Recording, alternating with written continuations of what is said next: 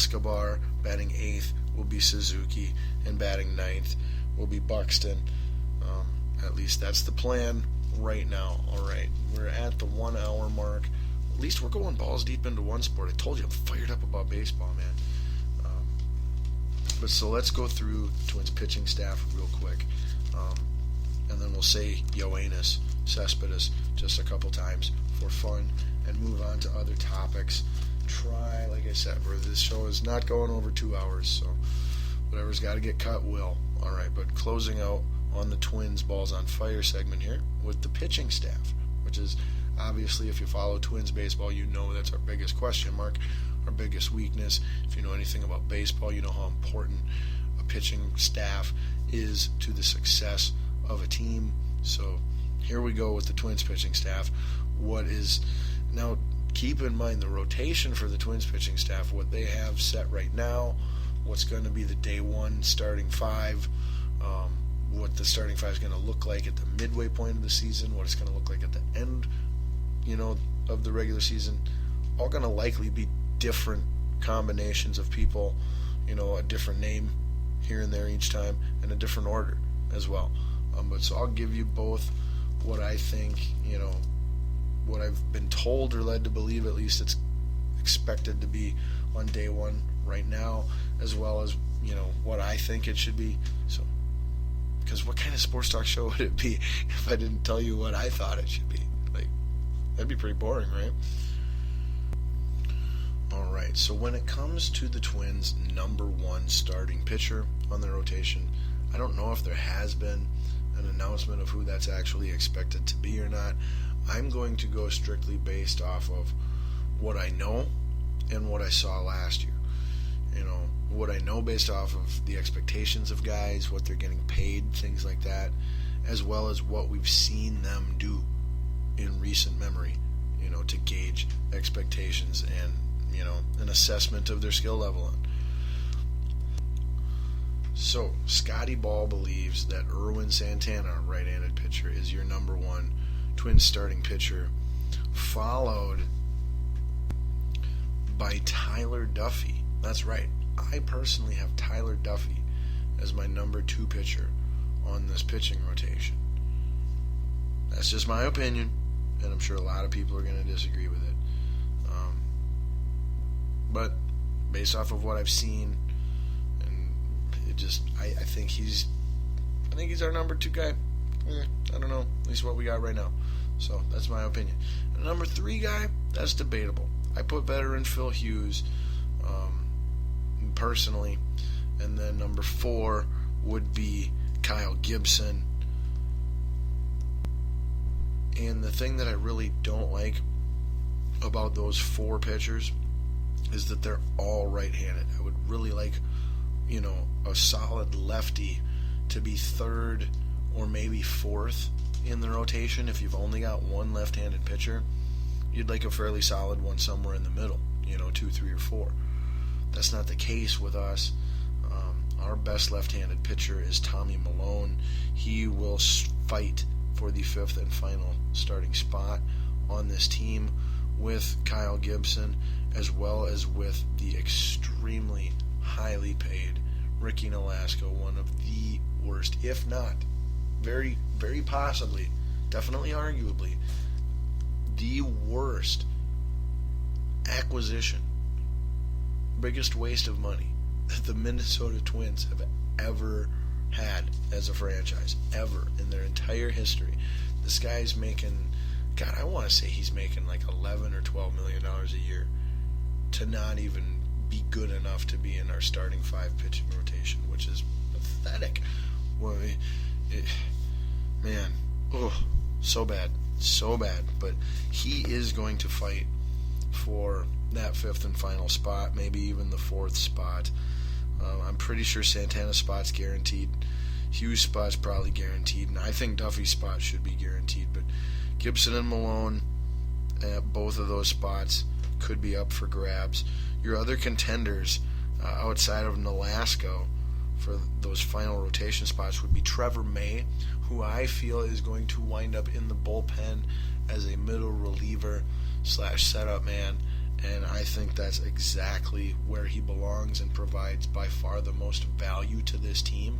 And then in the event of injury or, terrible production and you run out of candidates, then you can slide him out of that bullpen and into that one of those, bottom, into your fifth spot on your starting rotation. But so even though everything will say right now that Trevor May is a starting pitcher, Trevor May is a bullpen guy, middle relief pitcher, setup guy, possibly even.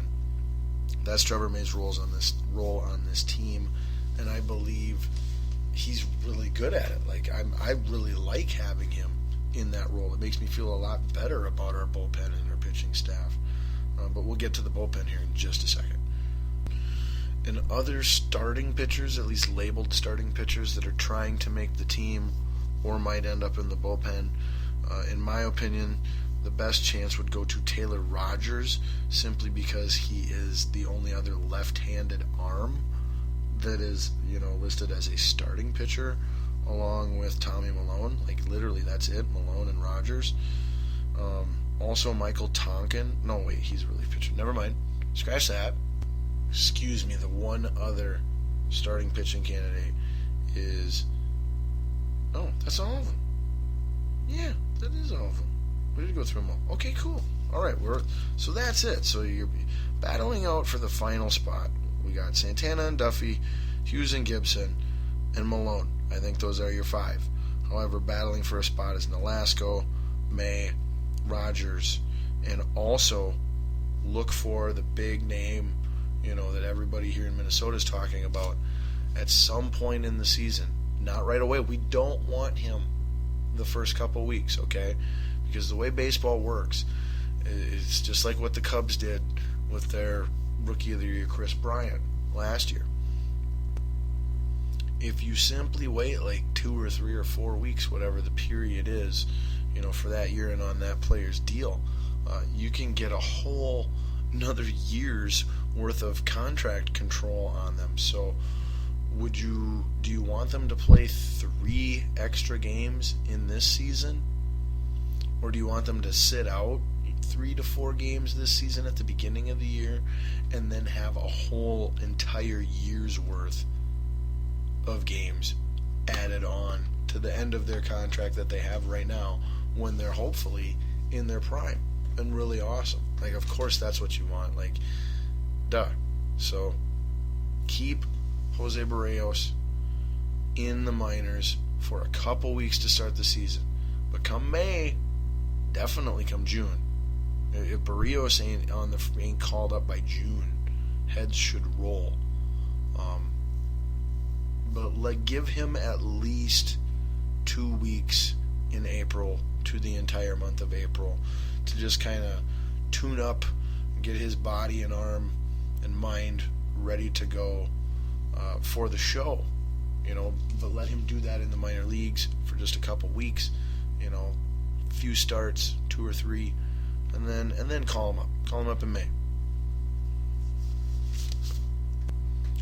But now we're finally closing out our Twins talk and our balls on fire, and everything else is pretty much going to be quickies, or quickie-ish, so deal with it. But anyway, in the bullpen, we do have a couple good arms in the bullpen, especially, like I said, if we move and have Trevor May in there. Ricky Nolasco could possibly contribute as a bullpen pitcher. Believe me, I have seen enough. I don't need to know any more about him or see any more from him to know that he cannot be a successful starting pitcher with any consistency as a Minnesota Twin. It's just a fact. Sorry. I don't want it to be that way. It just is that way.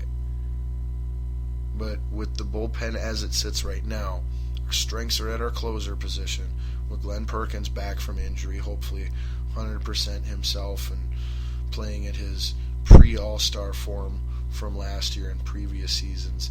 He will be his backup closer or co-closer, or hopefully best setup man in baseball, is Kevin Jepson, who we got via trade last year, I said was a fantastic pickup.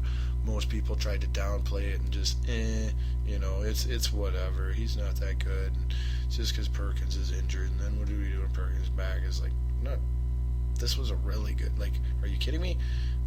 The Jefferson trade was a great trade. I said it the second we did it, and I still stand by it. And so far I've been proven very right. But then outside of those two, our bullpen as it sits right now is fairly thin. You've got left-handed pitcher Ryan O'Rourke. Again, I'm trying to highlight the left-handers because we've only got a few of them. Our entire pitching staff, bullpen and starters, has 1, 2, 3, 4 left-handed pitchers out of 17. 4 out of 17 pitching arms we have are left-handed. What? Who is? What idiot? No, never mind. No, not gonna go there. Not gonna go there. I just seriously, like, this isn't even baseball. This is kind of just basic math, Whatever. Way to go, Twins. Anyway, I did mention Michael Tonkin earlier, Ryan Presley, Alex Meyer finally getting an opportunity to see if he can pitch at all on the major league level. He is the big, super tall Randy Johnson-like prospect that we've been, developing in the minors for like 5 or 6 years now. I want to say he's like 26 years old, something like that. So he's young, but he's not Miguel Sano young, but hopefully, again, like, he could provide value out of the bullpen. If he can just come in and throw 6'6" or 6'9", or however tall he is, if he can throw 6'9" heat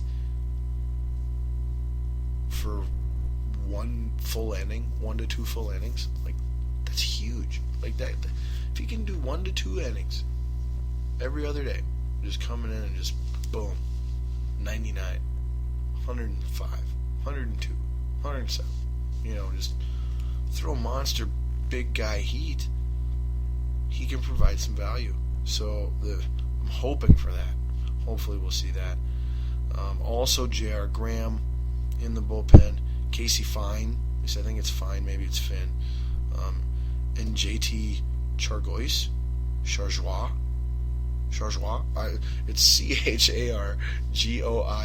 It's probably Chargois or Chargois, but I am going to call him JT Chargois.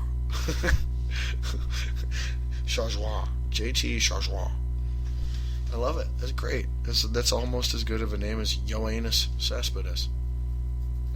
But not quite, because Yoenis is, let's face it, that should be like the new Austin or Connor or Carson or whatever popular or boy name there is, right now for babies. That should be the new, like 5 years from now, all the kindergarten classes, every kindergarten class in America, 5 to 6 years from now, should have at least 2 to 4 Yoanises in it. That's what I'm hoping for. But all right, well, so boom, there we go. We're gonna Balls on Fire officially put out. I hope that was enough in-depth Twins baseball talk for now to satisfy my Minnesota baseball fans who have been dying through this stupid, windy, cold-ass winter, waiting, just looking forward to baseball. And it's back, baby. So I hope I gave you enough. But all right, let's move on to other topics. Like I said, they're all going to be done a little quickie-ish, but we'll give everything a decent amount of attention. So, all right. And what more fitting of a way could there be, really, to follow such a large, impressive Balls on Fire than with some balls on ice? That's right, it's time to talk some hockey talk here on Balls Deep Sports Talk. And like I do with every sport that I talk about here on the big program, I start with my home state's team, and that is the Minnesota Wild. Now, last week we were talking Wild and discussing the awesome fact that we have a new